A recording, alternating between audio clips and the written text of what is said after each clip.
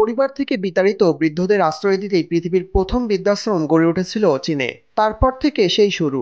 দেশের আনাচে আনাচে হরহামেশাই চোখে পড়ে ঘরছাড়া অসহায় বয়স্কদের জন্য বিভিন্ন উদ্যোগে গড়ে ওঠা আশ্রয় কেন্দ্রের। অনেকে বৃদ্ধাশ্রমগুলোতে আসেন আদর যত্নে লালন করা সন্তানদের থেকে বিতাড়িত হয়ে, অনেকে আসেন ভাগ্যের নির্মম পরিহাসে।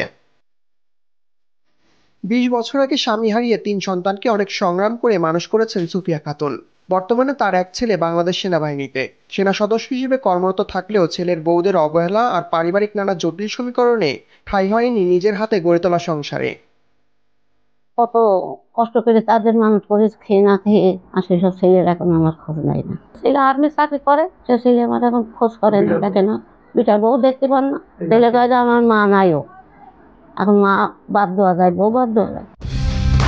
কালার এক্সপার্ট, জর্জ স্যাপ এবং মাইল্ড অন হ্যান্ডস টেকনোলজি সমৃদ্ধ অরিক্স ক্রিস্টাল ওয়াশ আপনার লন্ড্রি এক্সপার্ট। বৃদ্ধাশ্রমে থাকা মানুষগুলো পরিধানের কাপড় আর খাবারের নিশ্চয়তা পেলেও পাচ্ছে না আপনজনদের কাছে ফিরে যাওয়ার নিশ্চয়তা। চোখে মুখে দুশ্চিন্তার ছাপ আর বুক ভরা হাহাকার নিয়েই দিন কাটছে তাদের। ঈদের দিনে পরিবারের কাছে না থাকতে পারার বেদনা লুকিয়ে হাসি মুখে নতুন সঙ্গীদের নিয়ে ঈদ উদযাপন করছেন তারা। আজ ঈদের দিন আমার নাতি নাতি ছেলে ছেলে মেয়েদের সন্তান মনে সবই পরের মধ্যে ওইখানে এসে থাকে। ছেলেগুলো বদ দোয়া দেবো না, আল্লাহ তাদের বাঁচে রাখুক, তারা ছেলেগুলো নিয়ে তারা সুখী শান্তি বাড়ি থাকলে কত আনন্দ হইতো। ছেলেদের নিয়ে কথা নিজে হাতে রান্তাম, এখানে হাজার খালুতে সারাম শান্তি নাই। আপনজনরা তাদের দূরে ঠেলে দিলেও পৃথিবীতে এমন অনেকে আছেন যারা এই বৃদ্ধদের আপন করে নেন, মায়া জড়িয়ে সেই সময়টাকে রঙিন করার চেষ্টা করেন।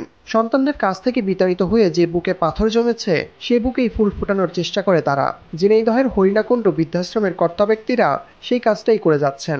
মায়েদের যতটুকু সাধ্য আমার কুলাইছে, সকালে সেমাই, জর্দা সেমাই, খিচুড়ি ভাত আর মাংস, আর দুপুরে পোলাও, গরুর মাংস, ডাউল, দই, মিষ্টি সবই আছে। অসহায়ভাবে আমার কাছে গেছে, তাদের আমি যতটুকু সাধ্যই কুলাই তাদের খুশি রাখার চেষ্টা করি। জীবনভর পরিবারের জন্য সবটুকু উজাড় করে সন্তানদের ভবিষ্যৎ গড়ে দেওয়া প্রবীণ মা বাবারাই আজ নিঃসঙ্গ দিন কাটাচ্ছেন। বৃদ্ধাশ্রমে দীর্ঘশ্বাস নিয়ে বারবার উল্টাচ্ছেন স্মৃতির পাতা। তবুও কলিজার টুকরো সন্তান বা সৃষ্টিকর্তার তৈরি পরিস্থিতি, কোনোটার প্রতি নেই তাদের কোনো অভিযোগ।